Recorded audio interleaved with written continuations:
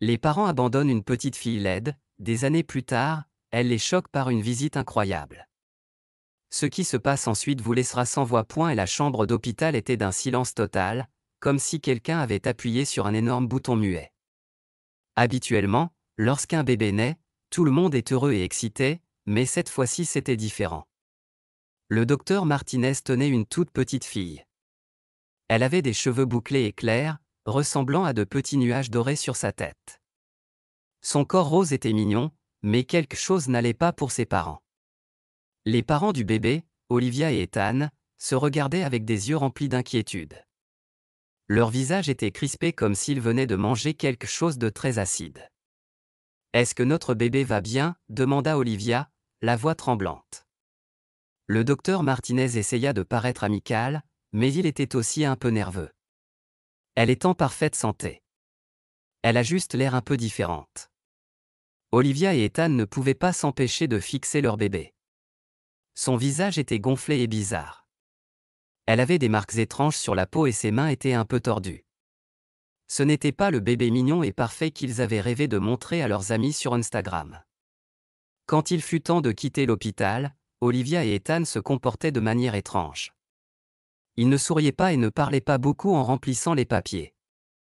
Olivia tenait le porte-bébé, mais elle semblait mal à l'aise, comme si elle portait une boîte lourde au lieu d'un petit bébé. « Rentrons vite à la maison » murmura Ethan en jetant des regards nerveux autour de lui. À la maison, tout semblait étrange et triste. La chambre du bébé, qu'ils avaient peinte en rose et remplie de peluches, semblait maintenant trop silencieuse. Olivia posa le porte-bébé par terre et ne prit même pas le bébé dans ses bras. « Que allons-nous faire ?» demanda-t-elle à Ethan, la voix tremblante. « On ne peut pas la montrer à nos amis et à notre famille. » Que dirait-il ? Ethan secoua simplement la tête et quitta la pièce. Il prenait soin du bébé pendant les jours suivants, mais il ne la câlinait pas et ne lui chantait pas de chansons comme la plupart des nouveaux parents. Il ne lui donnait même pas de nom. Plus tard, Olivia et Ethan firent quelque chose de vraiment cruel. Au milieu de la nuit, quand il faisait sombre dehors, ils se rendirent à l'orphelinat Happy Hearts. Ils laissèrent leur petite fille juste là, devant le portail avec une note disant « Nous ne pouvons pas nous occuper d'elle. S'il vous plaît, trouvez-lui une bonne famille. » En s'éloignant en voiture, en laissant leur bébé derrière eux, ils n'avaient aucune idée que la petite fille qu'ils pensaient trop laide pour être aimée deviendrait quelqu'un de formidable et leur rendrait une visite choquante. La vie fut plus dure qu'un steak à $2 pour la petite fille à l'orphelinat.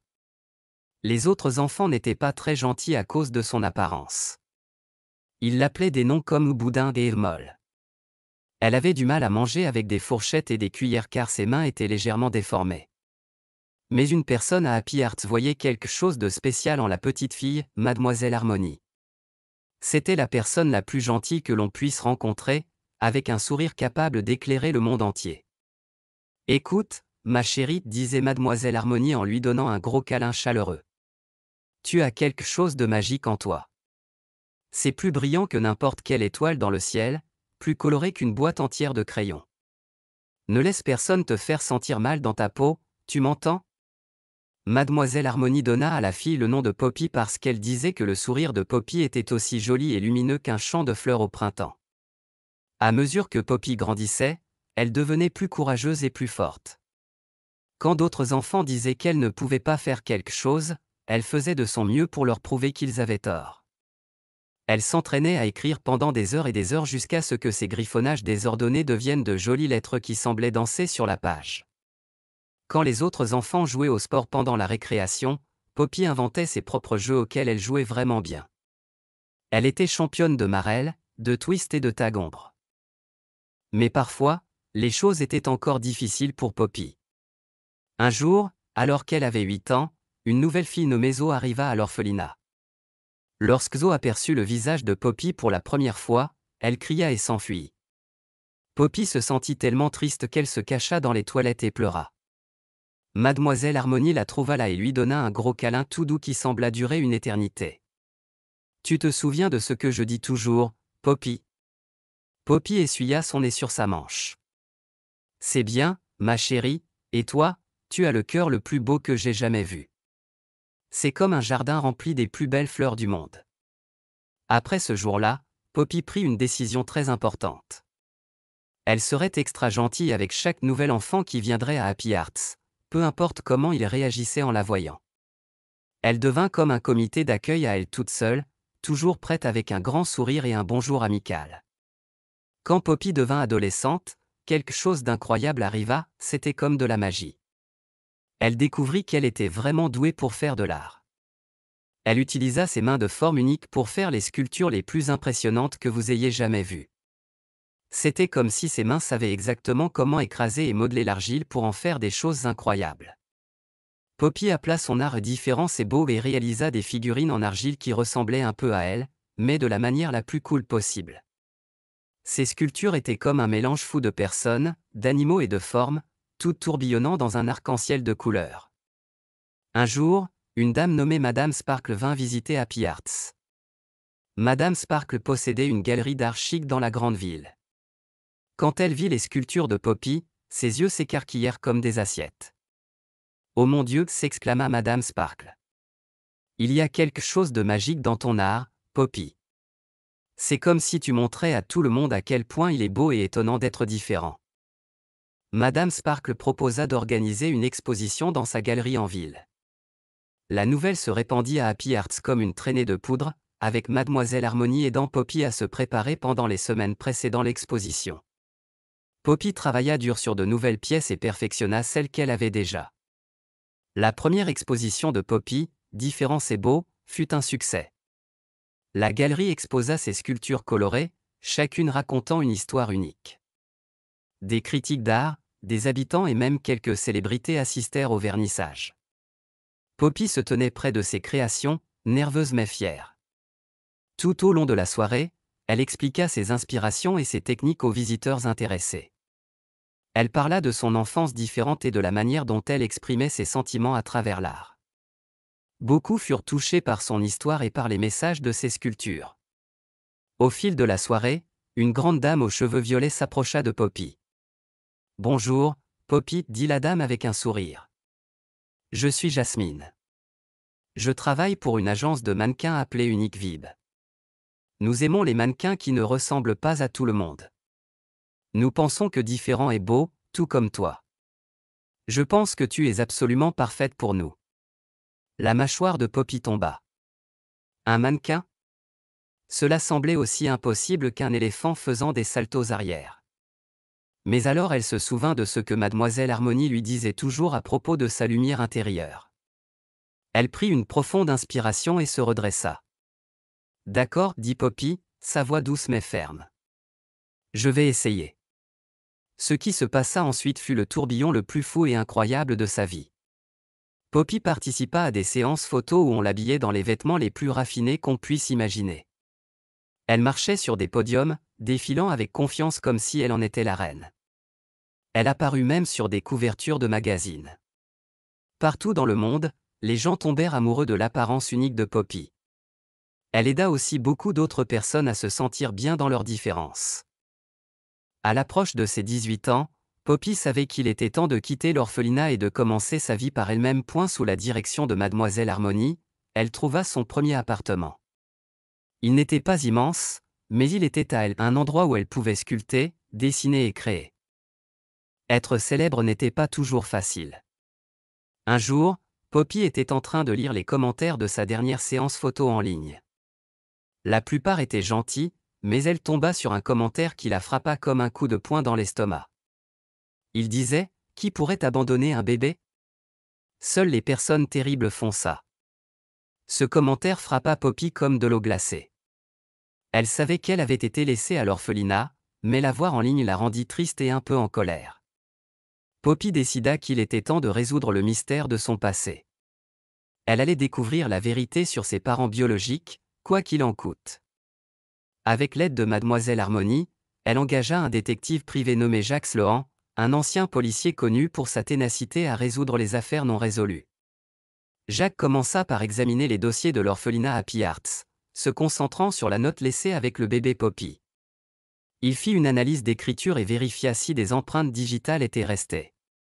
Malheureusement, ses premières pistes ne menèrent nulle part. Ensuite, Jacques élargit sa recherche. Il fouilla les dossiers des hôpitaux autour de la période de la naissance de Poppy, cherchant des naissances correspondant à sa description. Ce processus fut fastidieux, impliquant d'innombrables appels et visites dans divers hôpitaux de la région.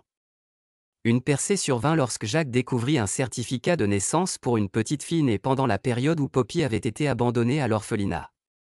Les noms des parents étaient inscrits, Olivia et Ethan Thompson. En creusant plus profondément, Jacques découvrit que les Thompson avaient déménagé peu de temps après la naissance et l'abandon de Poppy. Jacques suivit les mouvements d'Olivia et Ethan au fil des années, grâce à son réseau de contacts. Il traça une série de changements d'emploi et de mise à jour d'adresse. Après des semaines de travail minutieux, il réussit enfin à retrouver leur emplacement actuel dans un quartier suburbain, à seulement 2 villes de l'orphelinat. Avec des mains tremblantes, Poppy tenait le dossier contenant toutes les informations que Jacques avait recueillies sur les personnes qui pouvaient être ses parents. Mais grâce aux encouragements de Mademoiselle Harmonie et à son propre courage, Poppy savait qu'il était temps de faire face à son passé et peut-être de changer son futur. Elle allait leur rendre une visite choquante. Le cœur de Poppy battait la chamade lorsqu'elle se tenait devant une maison qui semblait ordinaire. Elle portait une robe étincelante, bien plus élégante que les vêtements qu'elle portait à l'orphelinat. Elle prit une grande inspiration, puis frappa à la porte. La porte s'ouvrit lentement, comme dans un film d'horreur. Un homme et une femme apparurent. Lorsqu'ils virent Poppy, leurs yeux s'écarquillèrent et leurs bouches se laissèrent tomber sous le choc. « Bonjour, dit Poppy, essayant de paraître brave, bien que ses genoux tremblaient. Je m'appelle Poppy. Je pense que je suis votre fille. » Olivia et Ethan semblaient sur le point de s'évanouir. « Ça ne peut pas être, » murmura Olivia, d'une voix très faible. « Entrez, dit Ethan, sa voix rauque comme s'il était nerveux. À l'intérieur, la maison semblait lourde et tendue, comme s'il était difficile de respirer. Des photos de famille étaient partout sur les murs, mais aucune ne montrait Poppy. Cela lui serra le cœur. « Nous avons fait quelque chose de vraiment mauvais, » dit Olivia en pleurant. « Nous étions jeunes et effrayés. » Ethan hocha la tête, les yeux rivés au sol. « Nous nous en sommes voulus chaque jour depuis. C'est comme si nous portions un poids lourd dans notre cœur. » Poppy prit une profonde inspiration.